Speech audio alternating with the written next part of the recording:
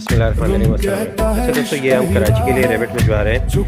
ये नुमान भाई के पास भिजवा रहे हैं कराची, जिसमें से 2 मेल है और 6 फीमेल। तो ये भी हम कार्गो करेंगे कराची के लिए इंशाल्लाह। तो आप में से भी जो हमारे साथ गोश्त फार्मिंग करना चाहते हैं तो वो हमारे दिए गए नंबर पर हमसे रब्ता कर सकते हैं। चाहे आप जहाँ पर भी है, कराची में, लाहौर में, पाकिस्तान में, जहाँ पर भी आप होंगे इंशाल्लाह आपको कार्गो जो है वो कर दिया जाएगा इंशाल्लाह।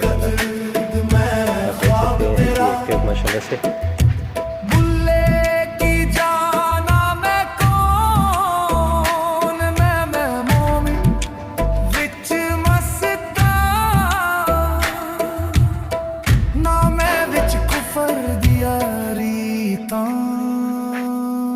इश्क दा सागर मैं